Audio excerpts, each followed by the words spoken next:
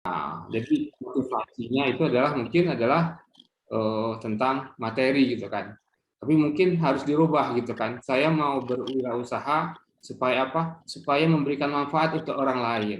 Begitu saya berusaha, banyak yang bisa terbantu untuk bisa ikut eh, bekerja dengan saya gitu kan, ikut mengembangkan usaha, ikut memberi manfaat untuk orang lain. Hasilnya apa? Apa yang diusahakan itu semoga kalau misalnya makan itu bisa menyehatkan orang yang membelinya. Kalau misal itu jasa bisa bermanfaat untuk orang banyak di masyarakat. Mungkin itu niat-niat yang tulus supaya usaha kita itu bermanfaat bagi orang lain. Terus kemudian kalau udah niat katanya harus fokus dan konsisten katanya.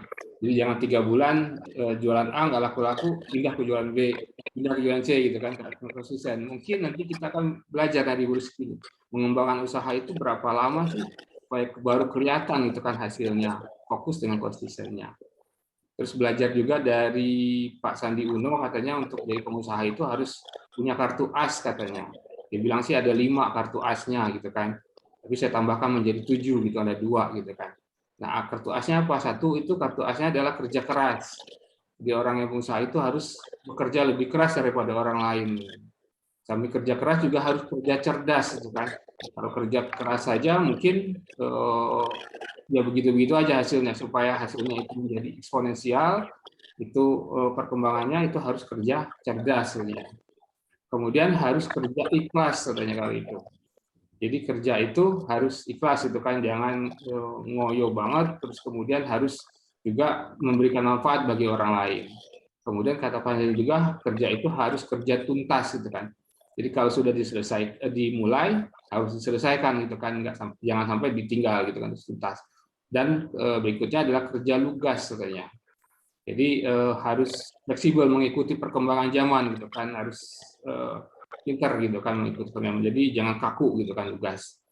Nah kemudian saya tambahkan 2 lagi katanya, kerja kartu asnya itu adalah kerja tangkas dan kerja pantas. Kan. Kerja tangkas itu berkaitan dengan responsif gitu kan.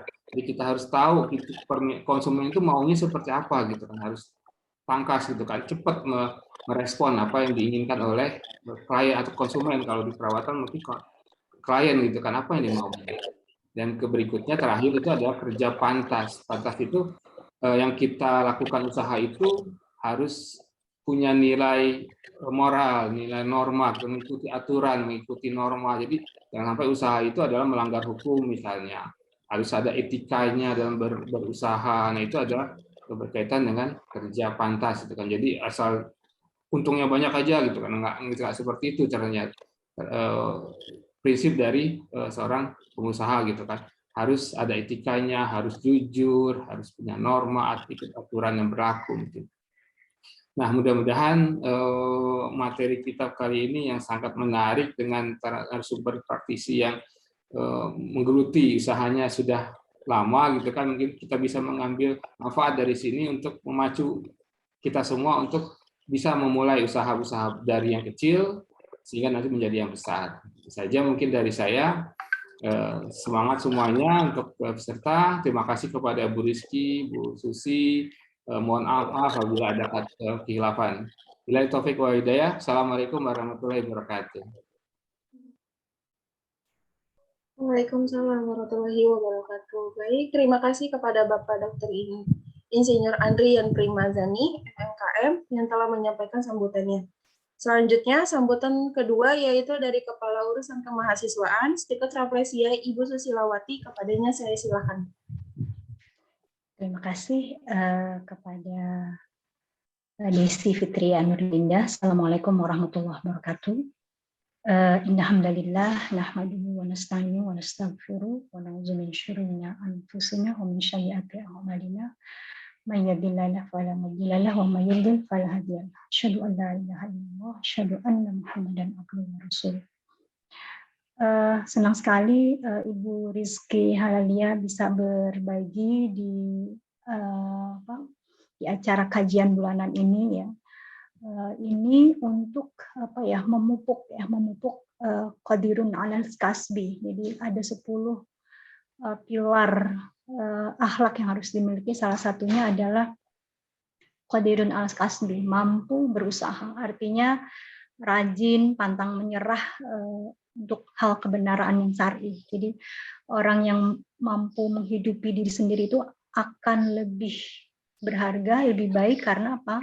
Dia bisa tidak bergantung pada orang lain, kemudian juga tidak hilang maruah agama dan segalanya karena ketidakmampuannya itu. Makanya qadirun al-kasbi, kemampuan untuk berusaha atau bisa menafkahi diri sendiri itu penting. Ya, jadi salah satunya dengan usaha ya, dengan jadi rezeki itu 99% bisa didapatkan dari berdagang. Nah, dari sini mahasiswa kalau misalnya rebutan ASN kan terbatas. Nah, selama masih jadi mahasiswa ini masih bisa dimungkinkan untuk berusaha. Nanti boleh tanya ke Bu Rizky Halalia ya. Jadi tidak perlu menunggu sampai lulus ya, tapi bisa di saat sekarang ini untuk berusaha bagi pemula.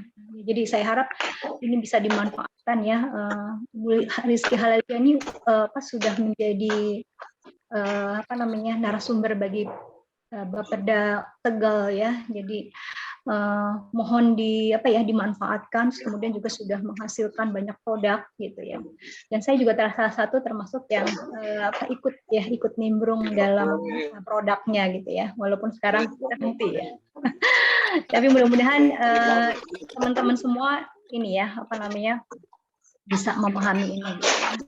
Seperti itu. Oke, begitu aja Desi Fitria, sambutan dari saya. Terima kasih semuanya. Jadi terima kasih Ibu Rizky Halalia, terima kasih Pak Andri yang selalu support kajian bulanan ini, dan terima kasih pada panitia yang sudah mengeluarkan effortnya, Amalia Zakiatun ya, dan semua teman-teman, terutama Zihan ya, dan ketua Al-Husana saat ini yaitu Galuh.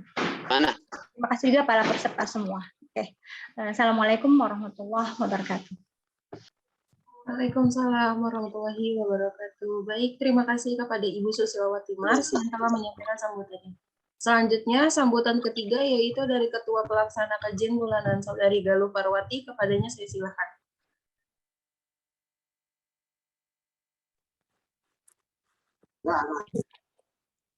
Ya, mohon maaf. Saya pakai HP ya Bu, Pak, dikarenakan laptop saya tiba-tiba mati tadi. Assalamualaikum warahmatullahi wabarakatuh. Selamat pagi. Yang saya hormati Bapak Andri dan Ibu Susi Silawati, dan saya hormati juga pemateri Ibu Rizky Halalia, dan saya hormati juga Bapak Ibu dosen serta teman-teman semua. Saya ingin mengucapkan terima kasih kepada Bapak dan Ibu yang sudah meluangkan waktunya untuk berada di kajian bulanan secara daring ini. Dan saya juga ingin mengucapkan terima kasih kepada Ibu Susi dan Pak Andri yang sudah mempercayai saya sebagai ketua di pengajian bulanan kali ini. Dan kepada seluruh panitia, terima kasih atas partisipasinya dalam membantu jalannya acara kajian bulanan hari ini. Semoga acara hari ini dapat berjalan dengan lancar. Itu saja yang dapat saya sampaikan. Wassalamualaikum warahmatullahi wabarakatuh.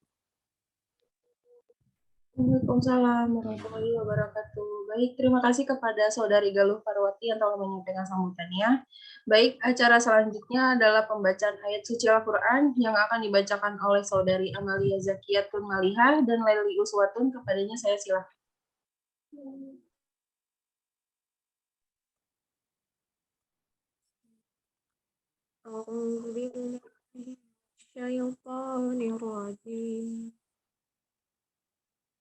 Bismillahirrahmanirrahim. Ya ayyuhalladzina amanu innaman najwa minasyaitani liyahzunalladzina amanu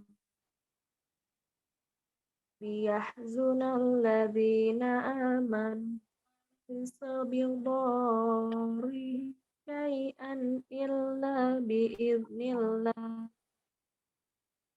وعلى الله فليتوكل المؤمنون يا أيها الذين آمنوا إذا قيل لكم تفسحوا في المجالس فافسحوا يفسح الله لكم وإذا قيل انشزوا فانشزوا يرفع الله الذين آمنوا منكم والذين أوتوا العلم درجات والله بما تعملون خبير Sadaqallahul azim. Aku berlindung kepada Allah dari godaan syaitan yang terkutuk. Dengan menyebut nama Allah yang Maha Pengasih lagi Maha Penyayang. Sesungguhnya pembicaraan rahasia itu termasuk perbuatan syaitan. Agar orang-orang yang beriman itu bersedih hati, sedang pembicaraan itu tidaklah memberi bencana sedikit pun kepada mereka, kecuali dengan izin Allah. Dan kepada Allah hendaknya orang-orang yang beriman bertawakal. Wahai orang-orang yang beriman, apabila dikatakan kepadamu, berilah kelapangan di dalam majelis-majelis, maka lapangkanlah. Niscaya Allah akan memberi kelapangan untukmu. Dan apabila dikatakan, berdirilah kamu, maka berdirilah. Niscaya Allah akan mengangkat derajat orang-orang yang beriman di antaramu dan orang-orang yang diberi ilmu beberapa derajat. Dan Allah Maha teliti apa yang kamu kerjakan. Maha benar Allah dengan segala firman-Nya.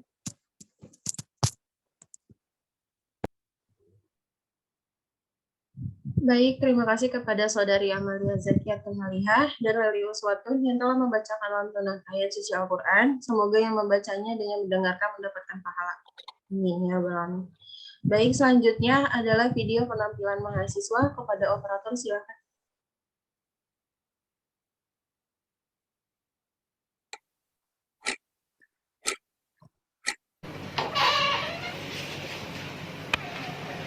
Ya, bangun ya. Ya. Ya, bangun ya.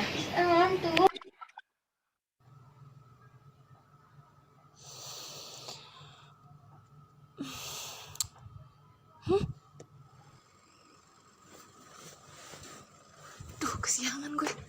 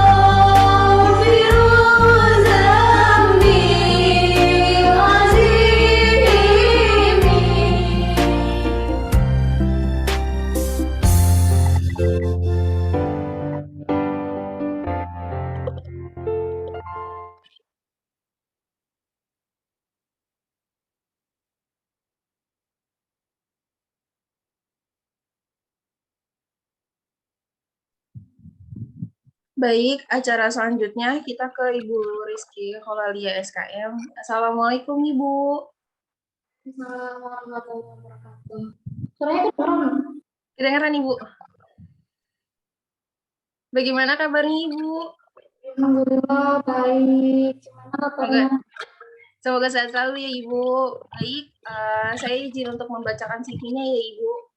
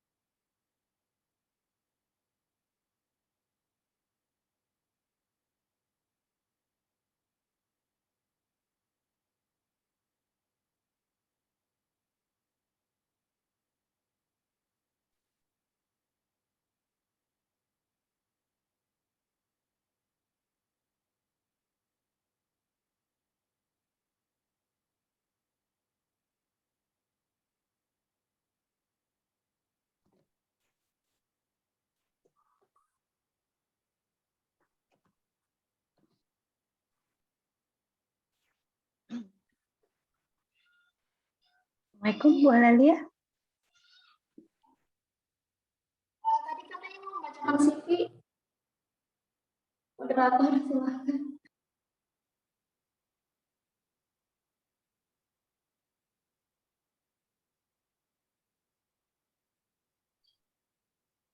Baik, biodatanya Bu Rizky Holalia, nama lengkap Rizky Holalia, tempat tanggal lahir di Tegal 26 Juli 1993, alamatnya itu di Kota Tegal, hobinya itu dia berkebun, profesinya owner Halalia Beauty Care. Nah, di sini ada prestasinya yang diraih, oral present yang pemakalah di International Conference of Integration Komunikasi Iconic tahun 2016, Hamburg Germany, dan oral presenter yang pemakalah di International Seminar on Public Health dan Education tahun 2015. Lalu di brand Halalia juara 2 lomba Krenova kreatif dan inovatif tingkat kota Tegal tahun 2022. Lalu juara 2 lomba karya tulis ilmiah tingkat nasional LBSK tahun 2015, juara 2 lomba debut bahasa Inggris LBPP LIA tahun 2014.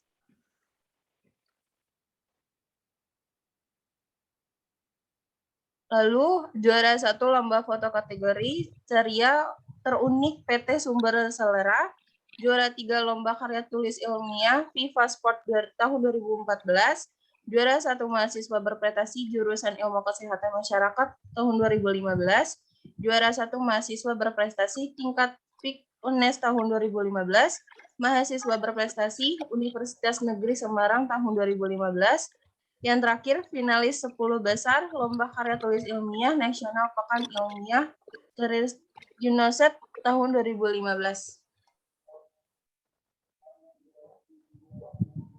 Wah, pemateri kita hari ini sangat luar biasa ya teman-teman. Hebat, baik, tidak usah berlama-lama. Langsung saja kita masuk ke sesi podcast bersama pemateri kita hari ini, yaitu Ibu Rizky Holalia SKM.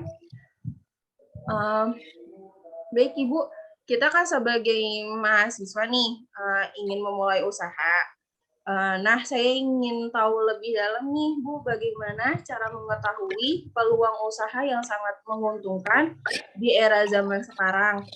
Mungkin Ibu bisa menjelaskan peluang usahanya itu seperti apa? Terima kasih atas pertanyaannya. Untuk peluang usaha yang sangat menggiurkan, yang sangat menguntungkan saat ini, itu menurut saya ya setiap orang itu berbeda-beda. Jadi misal di Google Trend saat ini itu untuk usaha seperti investasi atau bisnis pendidikan atau yang lainnya. Tetapi kita tidak harus kok ke situ semua seperti itu. Jadi untuk mengetahui peluang apa sih yang terbaik untuk kita, yang pertama adalah dengan melihat potensi diri, ya. Dengan melihat potensi diri, kira-kira kita itu potensinya apa sih gitu. Jadi digali potensi diri kita itu apa, passion kita itu apa, atau dari hobi juga bisa ya. Misal hobinya itu nongkrong di coffee shop gitu. Hobinya itu mencicipi berbagai kopi gitu. Bisa dengan membuka coffee shop gitu. Atau saya sendiri, saya itu dari dulu sangat suka riset gitu ya, sangat suka riset dan menulis karya tulis ilmiah. Jadi saya mengikuti berbagai lomba gitu ya, mengikuti berbagai lomba karya tulis ilmiah. Kemudian dari lomba itu ya, hasilnya nggak hanya karya tulis ilmiah, tapi biasanya saya membuat produk. Nah, dari produk itu ternyata banyak peminatnya dan akhirnya dijual seperti itu. Atau kita punya potensi diri, punya keahlian menjahit atau mendesain gitu ya, mendesain fashion seperti itu, mendesain baju muslim dan lain sebagainya. Bisa melihat peluang dengan menciptakan brand fashion muslimah dan lain sebagainya. Atau ada juga teman saya ya, beliau seorang bidan gitu, seorang bidan. Sekarang usahanya adalah membuat rumah sehat holistik gitu. Jadi nggak harus misalnya buka praktek bidan gitu, ketika memang menurut beliau itu buka praktek itu sulit seperti itu, persyaratannya banyak gitu. Tapi ketika membuka rumah sehat holistik itu jauh lebih mudah gitu ya. Bersama suaminya perawat, istrinya bidan, membuat rumah sehat holistik. Jadi di dalamnya itu ada berbagai fasilitas seperti bekam ya, bekam, kemudian juga baby spa ya, kemudian pijat refleksi, kemudian bahkan ada beauty spa-nya, kemudian facial dan lain sebagainya seperti itu. Kemudian yang kedua itu ya, peluang bisa dilihat dari lingkungan sekitar kita gitu ya, atau daerah tempat kita tinggal juga bisa. Misalnya teman-teman pernah lihat film drama Korea Startup? Ada yang pernah nonton? Ya, film yang sempat viral ya. Itu nggak hanya bercerita tentang romantisme, tapi juga banyak pelajaran yang bisa diambil. Salah satunya adalah tokoh utama ya, Sodalmi, itu bersama timnya ya, karena dia melihat masalah dari orang terdekatnya, yang orang yang membesarkan dia dari kecil, yaitu neneknya, karena hanya tinggal dengan neneknya saja. Itu neneknya mengalami masalah kebutaan ya, kebutaan karena usia lanjut. Nah, kemudian dari masalah itu akhirnya Sodalmi dan timnya membuat aplikasi namanya Non-Gil ya. Jadi aplikasi itu bisa untuk membaca tulisan. Jadi orang buta kan nggak bisa baca nih. Nah, dengan aplikasi tersebut tinggal di kameranya diperlihatkan ke tulisan itu, nanti Non-Gil ini akan membacakannya. Kemudian juga dengan aplikasi ini tunanetra bisa melihat benda-benda yang bisa mengetahui benda-benda yang ada di sekitarnya. Aplikasi ini menggunakan AI dan juga voice assistant. Jadi kita bisa melihat nih kebutuhan masyarakat di sekitar kita, di sekitar kita dulu, tetangga atau keluarga gitu. Atau kita juga bisa melihat potensi dari daerah kita. Misalnya daerah daerah Pekalongan. Daerah Pekalongan itu memiliki potensi batik seperti itu, atau memiliki potensi alam apa gitu, atau punya produksi seperti misalnya di Temanggung gitu ya. Di Temanggung itu terdapat produksi tembakau terbesar gitu ya, terbesar di Indonesia. Saya juga sempat ya membuat bahkan skripsi saya tentang pengelolaan limbah tembakau menjadi sebuah produk seperti itu. Jadi coba lihat permasalahan yang ada gitu, permasalahan yang ada di sekitar kita, kemudian dijadikan sebuah peluang bisnis seperti itu. Misal tadi ya, potensi daerah kita gitu, potensi daerah kita misal tadi tembakau. Nah, ternyata dari tembakau ini ada banyak limbah yang dihasilkan ya, seperti batangnya, kemudian akarnya, karena yang dipakai hanya daunnya. Nah, ternyata batang dan akar ini bisa dipakai untuk larvasida gitu ya, untuk membunuh nyamuk Aedes aegypti, untuk membunuh larva nyamuk Aedes aegypti. Nah, ini bisa dijadikan sebuah produk. Bagaimana agar bisa bekerja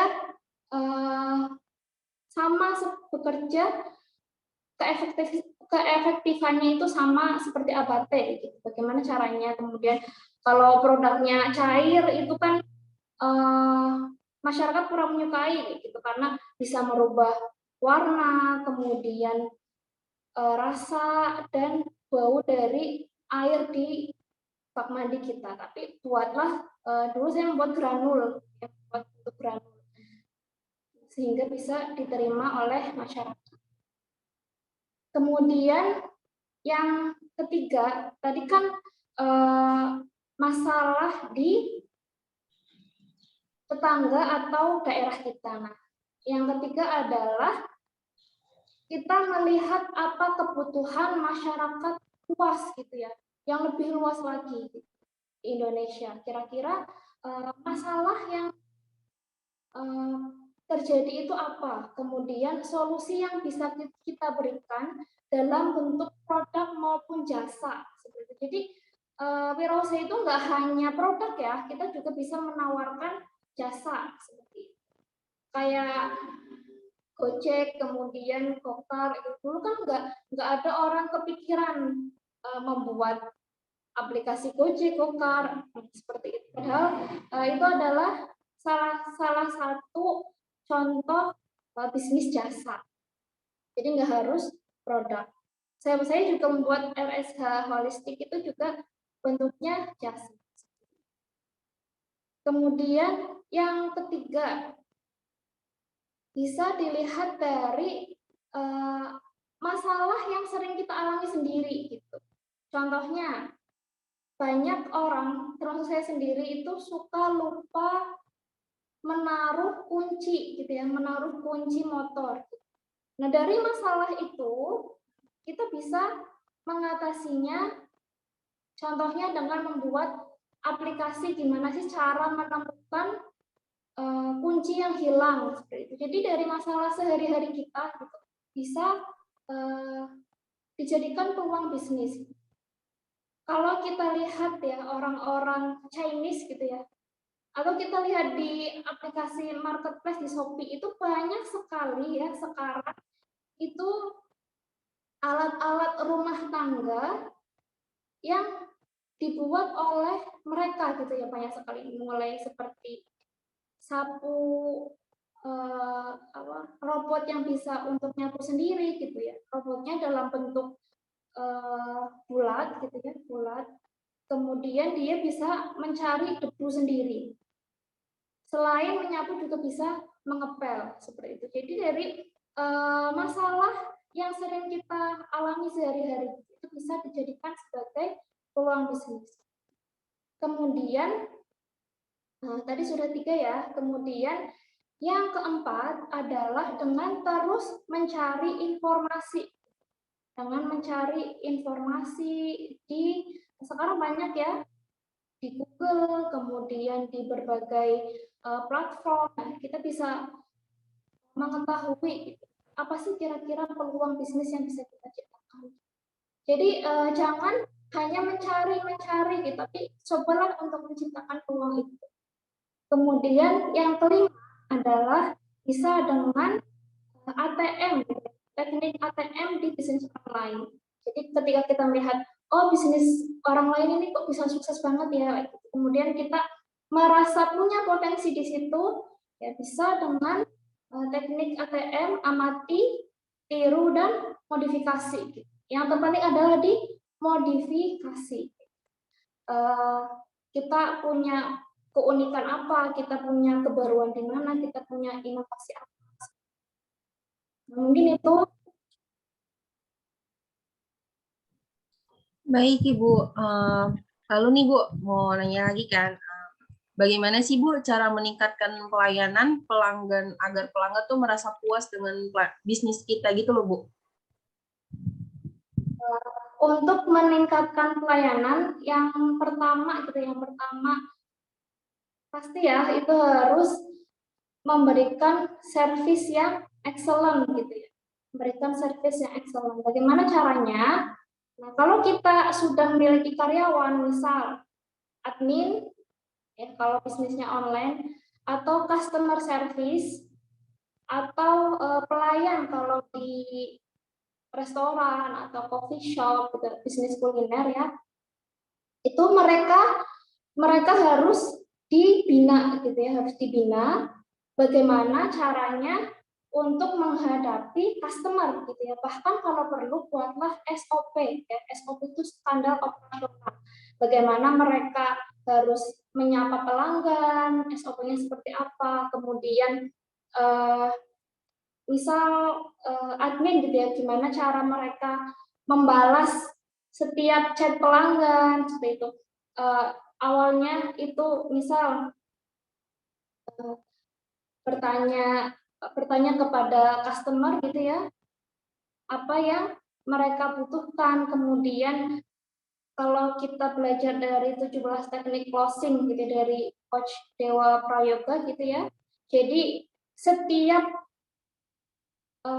customer itu membalas, kita balas lagi dengan pertanyaan gitu ya, kita balas lagi dengan pertanyaan, jadi agar mereka itu terus merespon sampai closing gitu. Jadi nggak hanya misal customer tanya gitu ya, harga sarung koi berapa ya Kak? Gitu. Kemudian hanya dijawab harganya 120.000 Kak. Nah, nggak hanya cukup di situ, tapi ditanyakan lagi gitu ya, mau berapa pieces Kak? Seperti itu. Jadi diakhiri dengan pertanyaan, kemudian jangan sampai diakhiri dengan pertanyaan enggak gitu. Kakak jadi beli enggak? Gitu. Kalau diakhiri dengan enggak, otomatis customer bisa jawab enggak. Seperti itu. Jadi diakhiri dengan pertanyaan lagi, tapi bukan pertanyaan tidak, seperti itu. Dan SOP-SOP lain. Kalau kita masuk Indomaret gitu ya, kita bisa merasakan gitu ya, kalau hampir sama pelayanan semua pelayan di Indomaret seperti itu. Mereka pasti akan menanyakan lagi, mau ada tambahan kah dan lain sebagainya. Jadi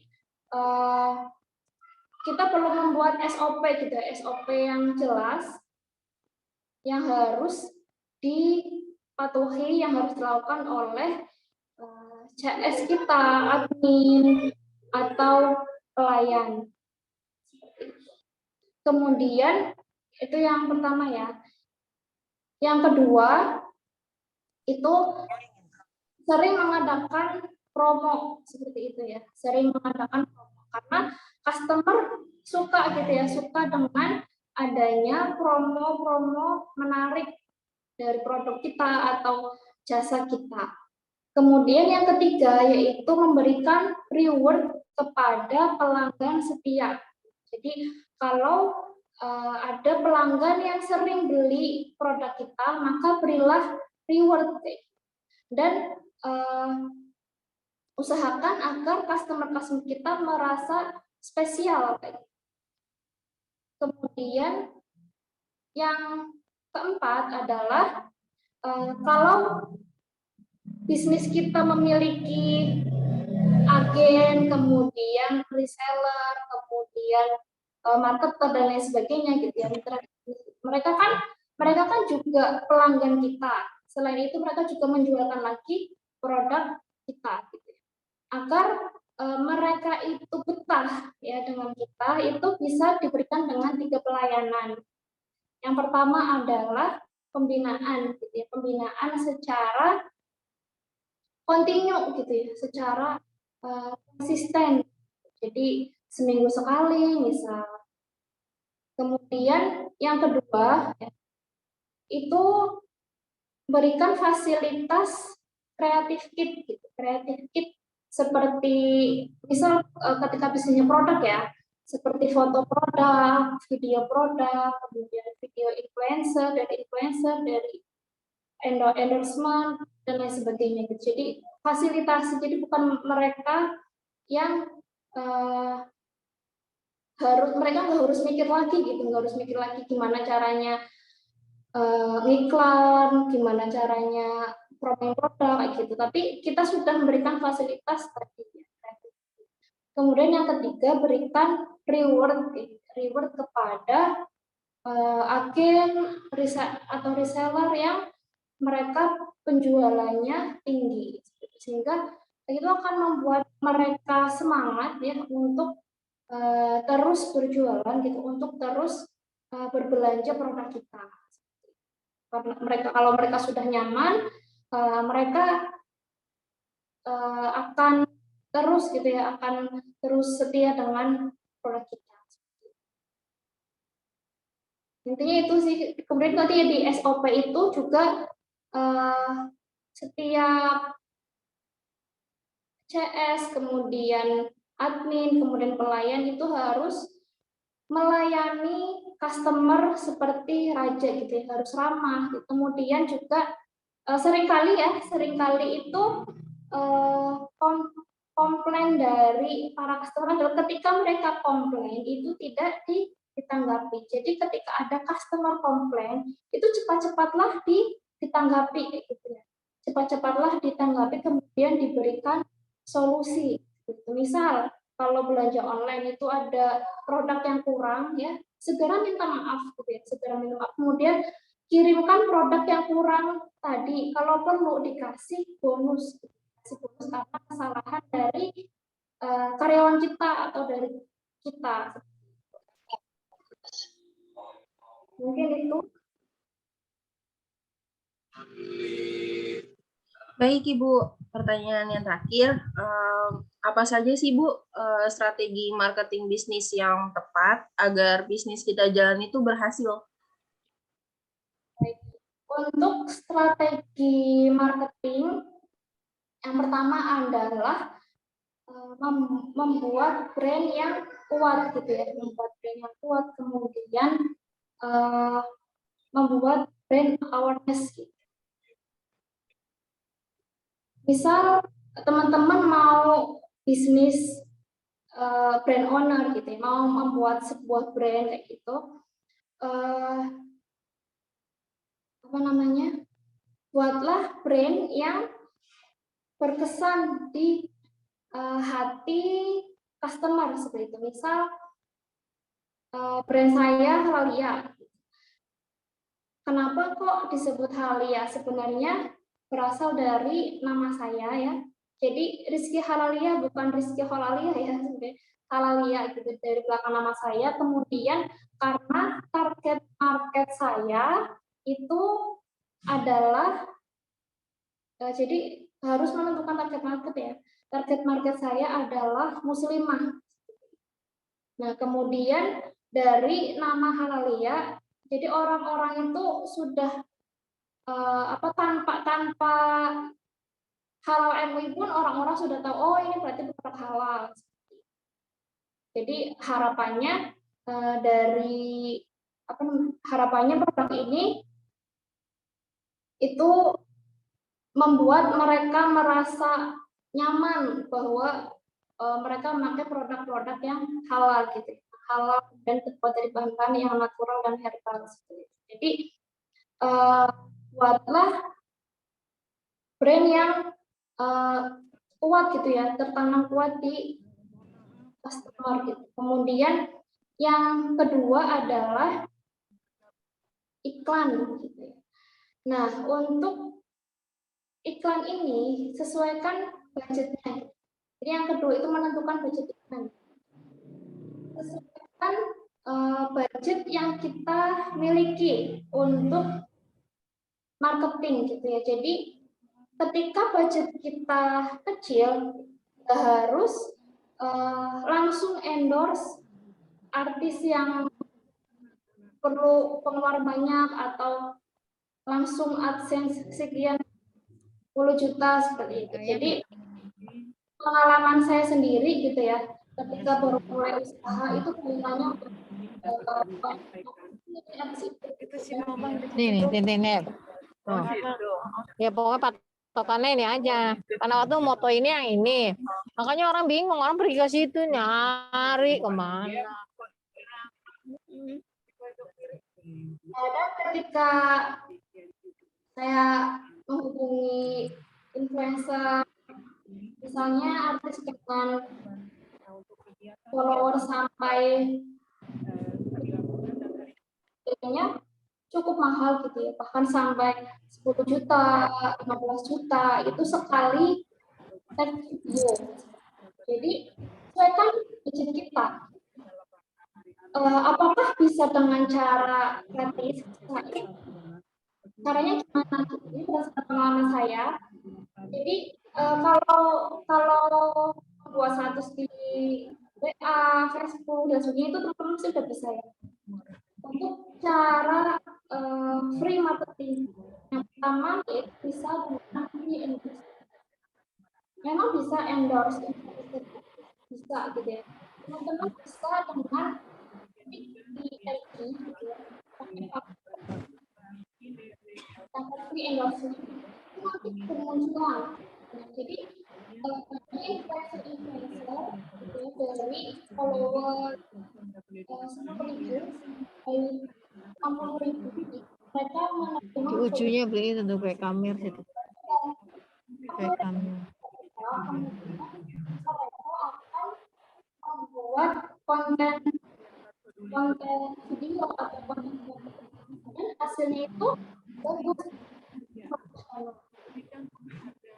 Yang pertama, kemudian cara yang kedua menarik traffic gitu, menarik yang kedua adalah kami membuat akun itu di Instagram ya. Itu akun yang seperti apa? Akun itu bisa,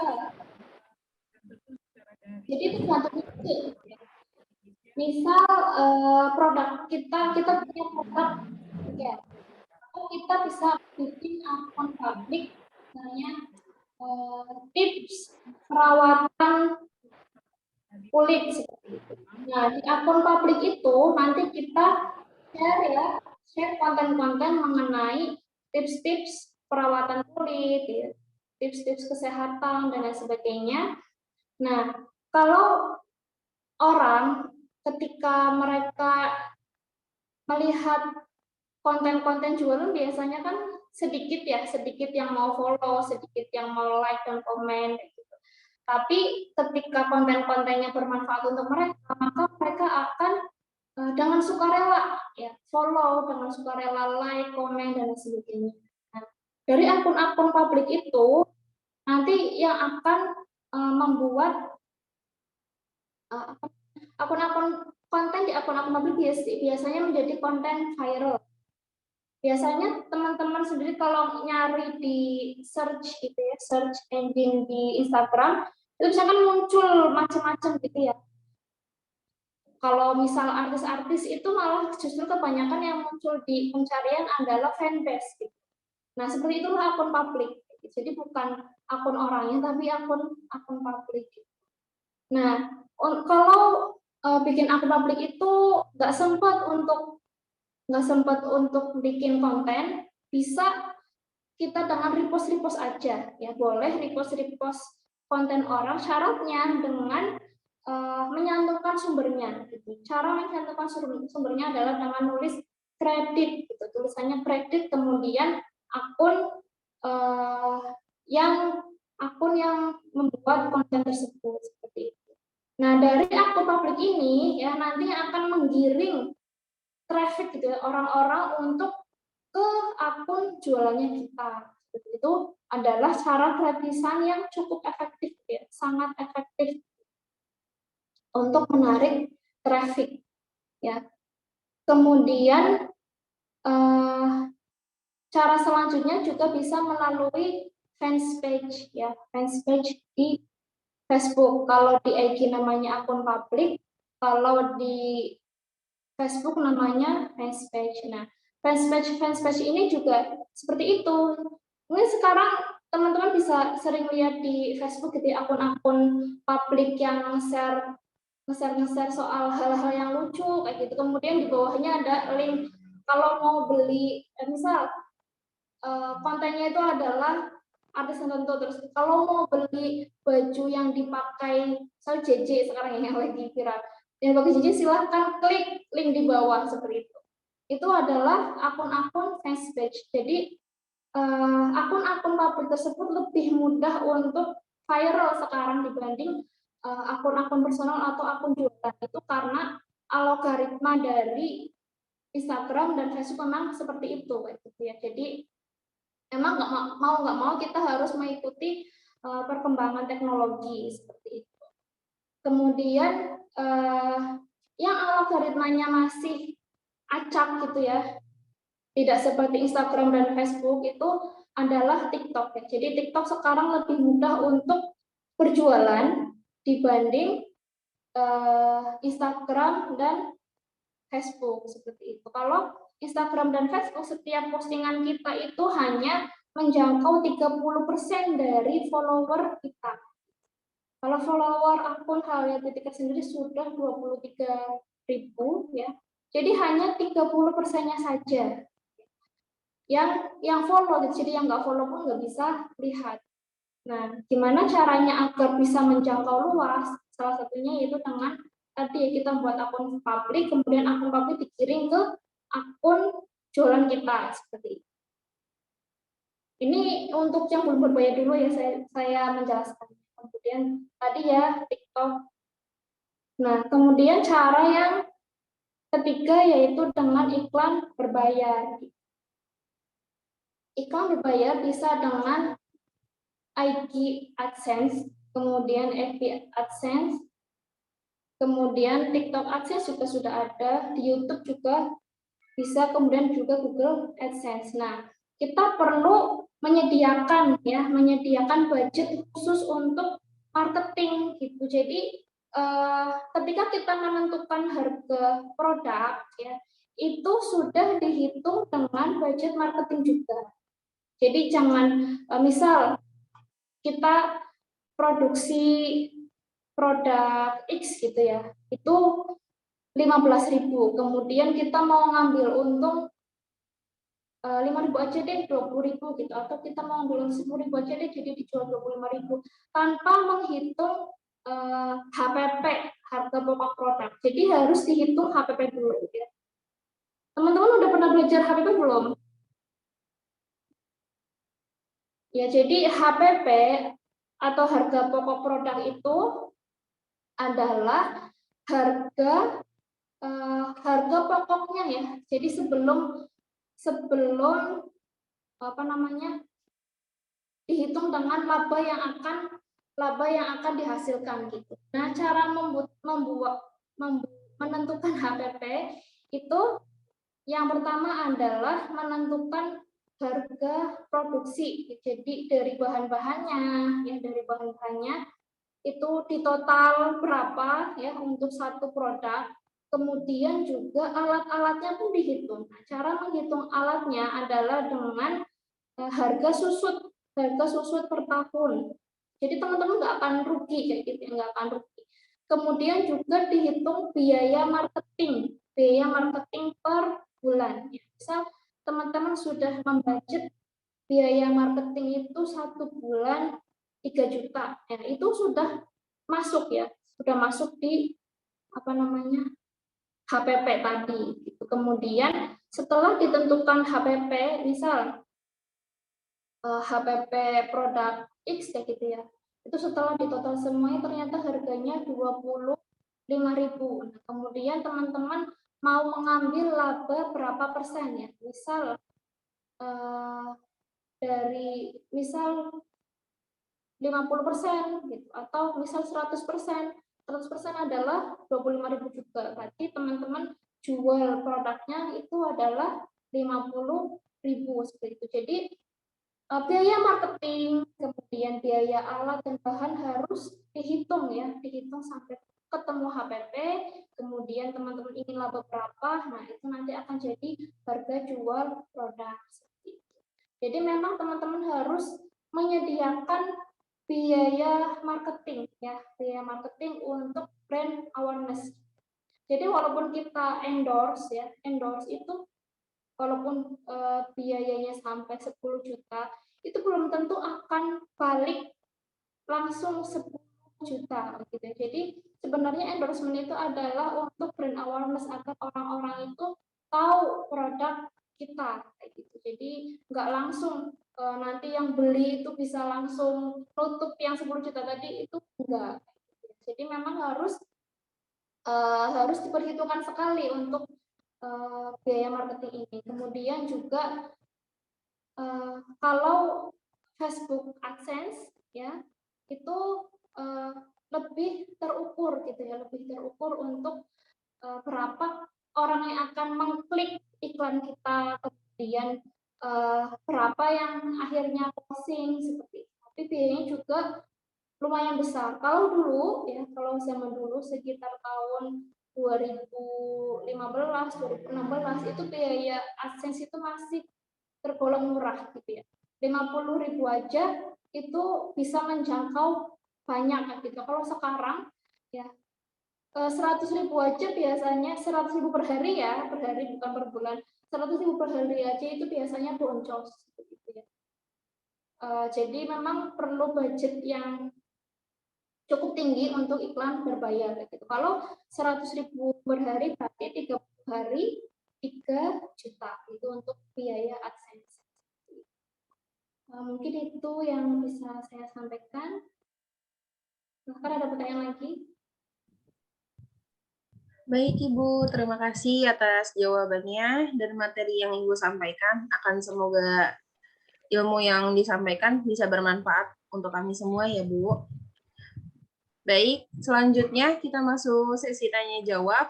Untuk sesi tanya jawab ini akan ada door prize untuk 3 pertanyaan terbaik. Kepada hadirin yang ingin bertanya saya silakan.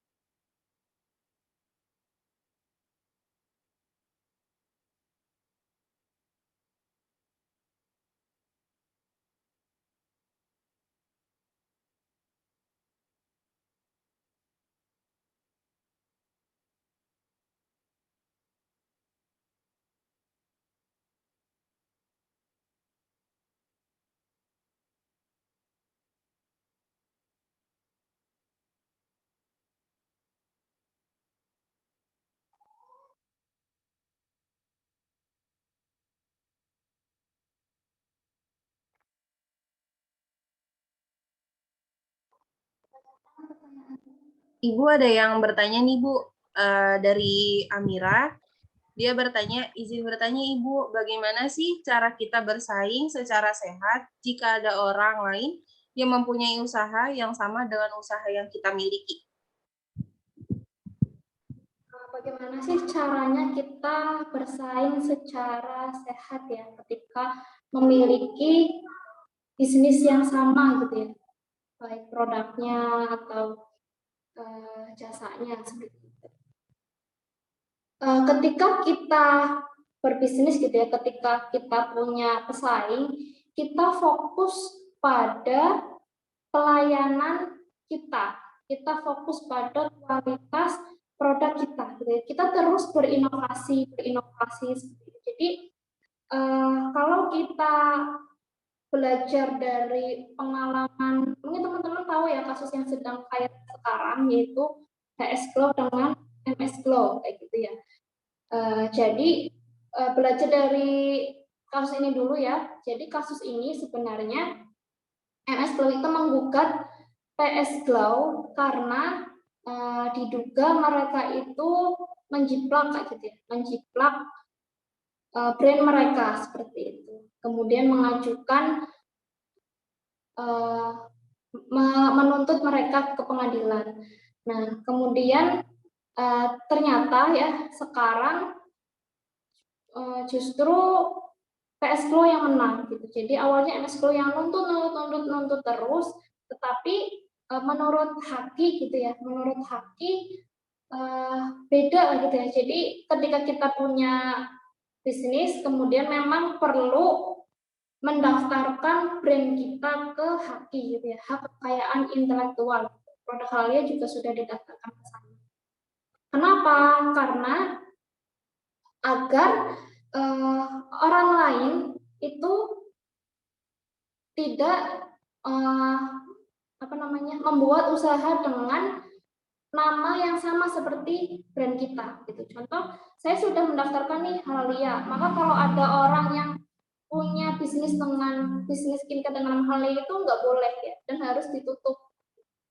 Nah, menurut Haki itu kalau ada perbedaan satu huruf saja itu sudah berbeda. Jadi kalau misal tulisannya Halalia gitu kan, saya kan Halalia.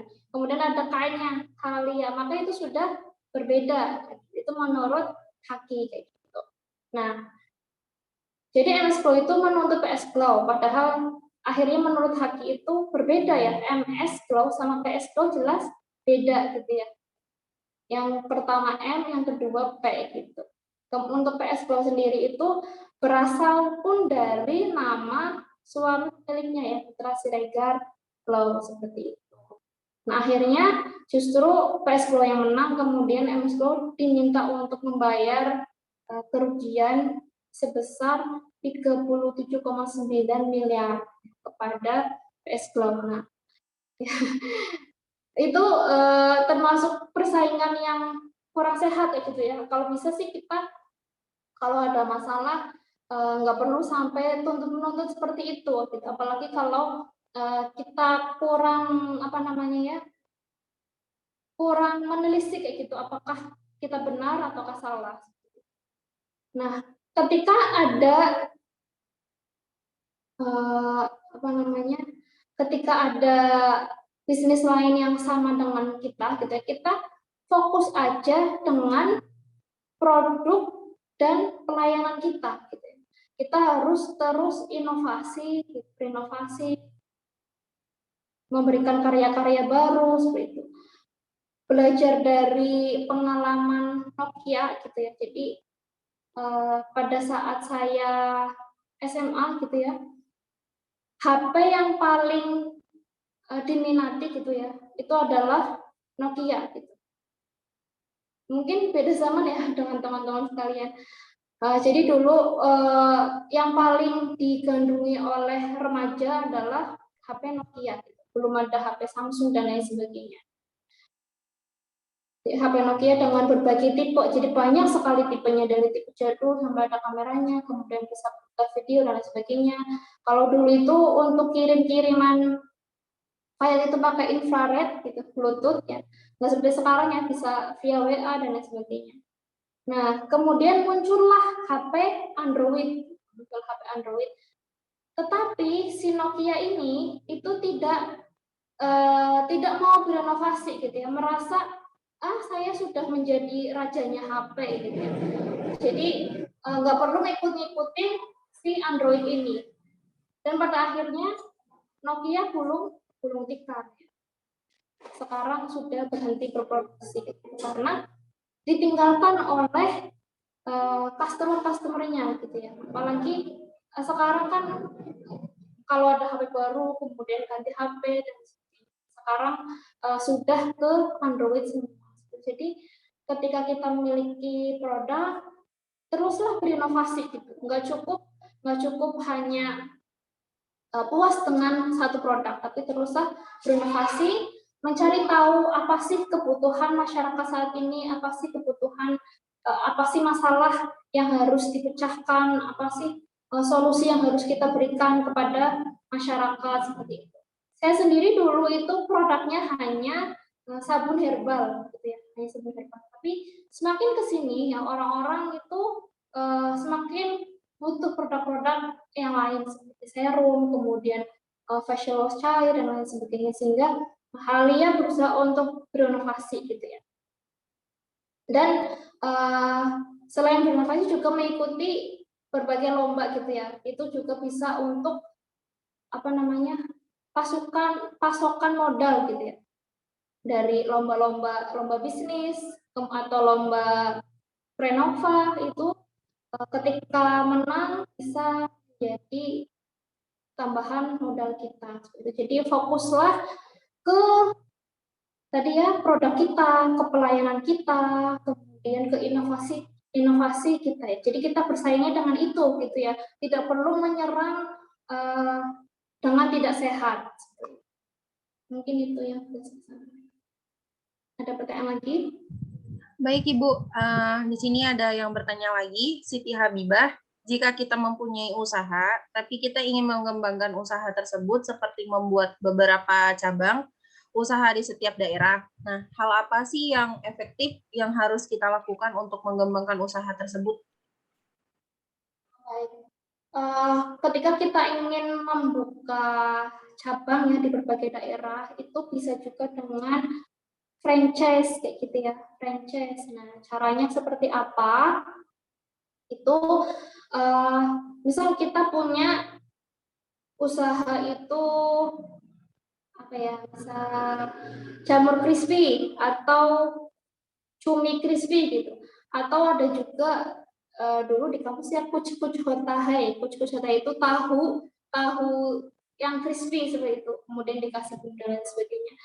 Nah, ketika kita ingin buka cabang di mana-mana, itu bisa dengan open franchise ya. Jadi kita menawarkan usaha ke orang lain gitu ya. Kalau kita modalnya sedikit kayak gitu ya. Kalau kita buka cabang di mana-mana itu kan butuh modal yang sangat banyak. Kalau mau buka cabang di mana-mana pun pakai uang kita semua, pakai modal kita semua, gitu ya. Harus sewa tempat atau beli tempat, kemudian beli peralatan dan sebagainya. Tapi kalau budget itu bisa dengan franchise, itu kita open franchise ya, dengan berarti kita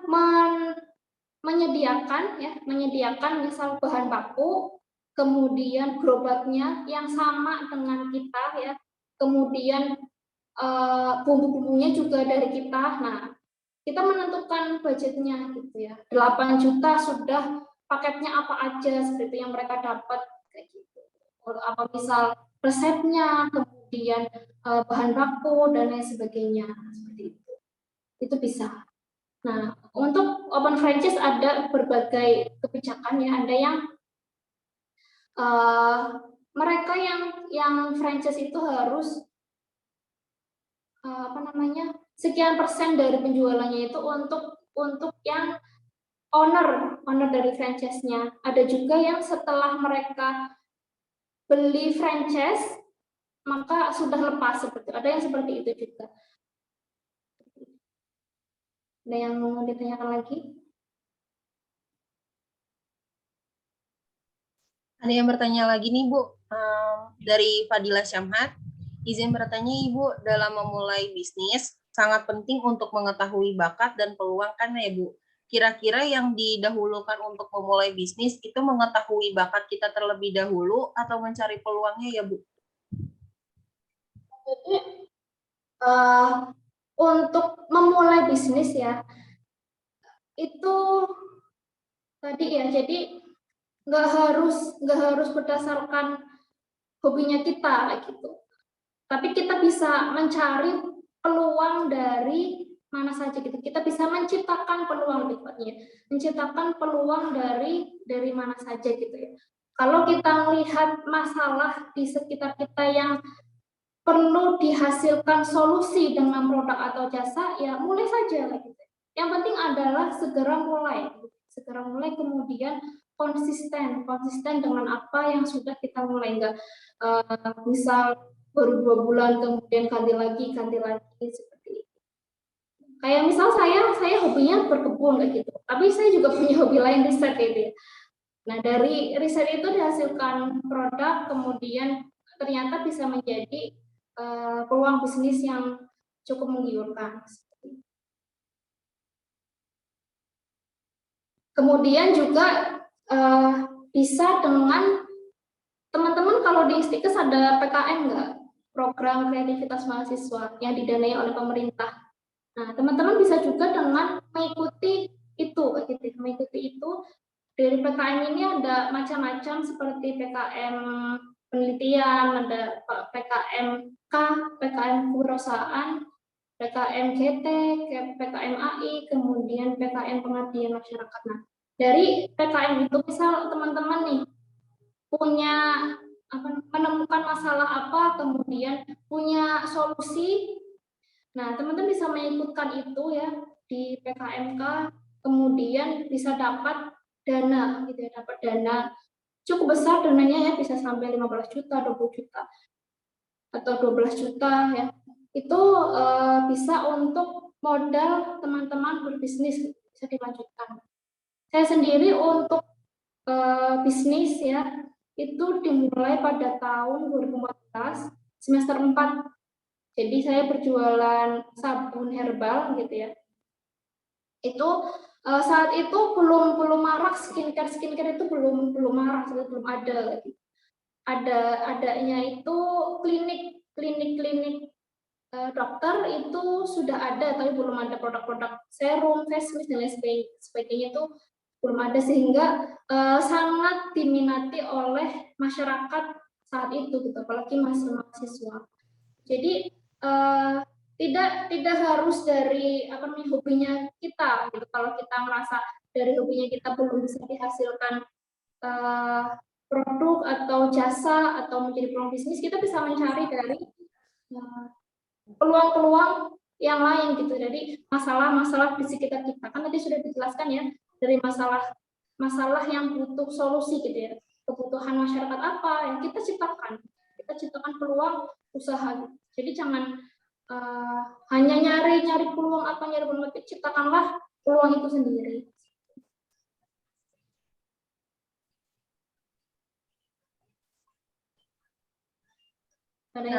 Ada yang bertanya lagi nih Bu, yang terakhir dari panitia. Di kalangan kita sebagai mahasiswa, bagaimana cara untuk menyimbangkan antara bisnis, usaha dengan kegiatan sekolah? Kadang di mana itu yang membuat kita sulit untuk membagi waktu, apalagi kalau tugas kuliah banyak, usaha memulai berkembang. Seringkali tugas kuliah terbengkalai, bagaimana cara menyimbangkan antara dua hal tersebut Bu? Terima kasih. Saya sendiri dulu ya tahun 2014 itu bisnis sabun herbal gitu ya. Kemudian juga alhamdulillah diberi kesempatan untuk menjadi mahasiswa berprestasi seperti itu. Sebenarnya bisa ya. Sebenarnya bisa kalau kita mau. Salah satu caranya adalah kalau kita nggak punya waktu, kita bisa meng-hire masyarakat di sekitar kampus kita, di sekitar kosan kita gitu, yang butuh pekerjaan seperti itu. kalau misal harus produksi, misal dulu saya usahanya selain sabar juga coklat karakter gitu ya waktu itu bisa meng-hire masyarakat sekitar untuk membuat produk yang kita inginkan, kemudian bisa dengan sistem bagi hasil dengan setiap penjualan gitu ya, misal teman-teman dapat 60%, kemudian mereka yang produksi dapat 40% dengan modal dari teman-teman, atau bisa juga dengan teman-teman membangun tim kayak gitu ya, membangun tim, jadi nggak hanya sendirian tapi juga dengan teman-teman yang lain, kemudian bagi tugas seperti itu. Mungkin itu ada yang ingin ditanyakan lagi.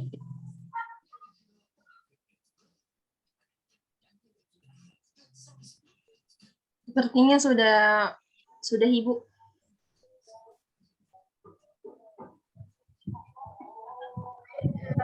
Baik. Terima kasih juga Ibu. Baik, acara selanjutnya. Alhamdulillah acara demi acara telah selesai, kita terlewati. Selanjutnya kita masuk sesi doa dan penutup. Baik, selanjutnya adalah pembacaan doa yang akan dibacakan oleh Saudara Hidayatul Husni. Kepadanya saya silakan. Baik, terima kasih. Assalamualaikum warahmatullahi wabarakatuh. Bismillahirrahmanirrahim. Astaghfirullahalazim, astaghfirullahalazim, astaghfirullahalazim, falakal hamdulillah. Allahumma sholli wa sallim ala sayyidina Muhammad fi awalina wa akhirin. Wa sallallahu wa sallam wa sallallahu tabaraka wa ta'ala ala rasulillahi ajma'in.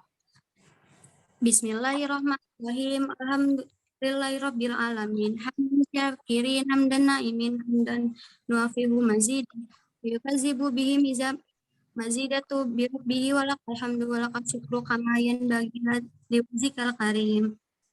Allahumma sholli sholatan kamilatan muslim salaman taman ala sayyidina Muhammadin allazi tanhalu bihil uqad wa tanfariju bihil qurab wa tuqda bihil wa'i wa tunaru wa husnul hawa wa ma biwajhil karim wa ala alihi wa sahbihi fi kulli lamhati wa nafasin bi adadi kulli ma'lumillah. Allahumma ighfir lana dzunubana wa walidina warhamhuma kama rabbayana shighara. Walhamdulillahirabbil alamin.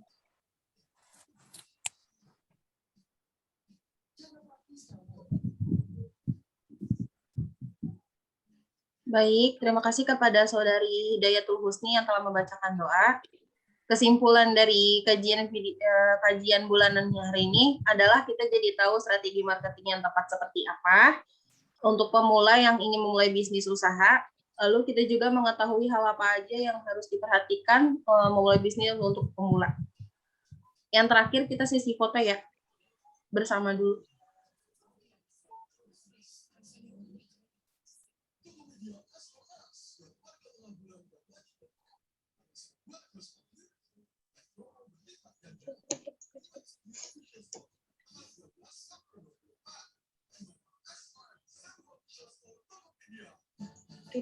Oh, apa nih?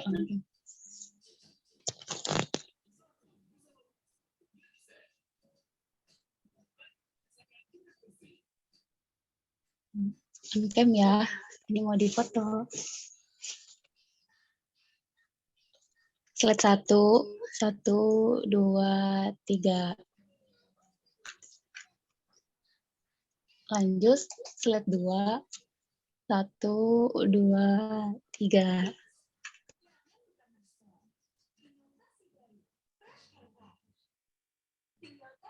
Jangan lupa panitia door prize-nya diumumkan siapa pemenangnya.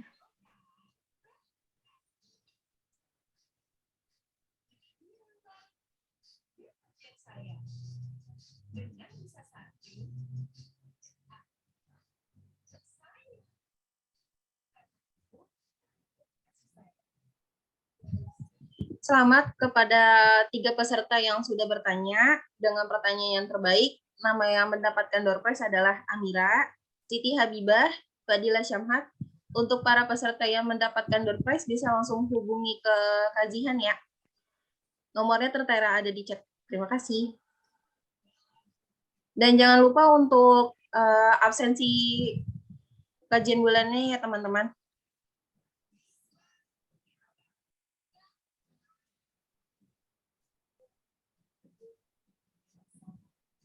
Alhamdulillah, acara kajian bulanan ini telah berjalan dengan lancar. Baik, saya tutup acara pengajian bulanan ini. Saya selaku MC mengucapkan terima kasih dan mohon maaf apabila terdapat kesalahan dalam tutur kata saya. Akhir kata, wassalamualaikum warahmatullahi wabarakatuh. Waalaikumsalam warahmatullahi wabarakatuh. Terima kasih Bu Rizky. Rizky. Terima kasih Bu Rizky, Bu Susi. Sama-sama Pak Andri, terima kasih. Terima kasih. Assalamualaikum. Waalaikumsalam.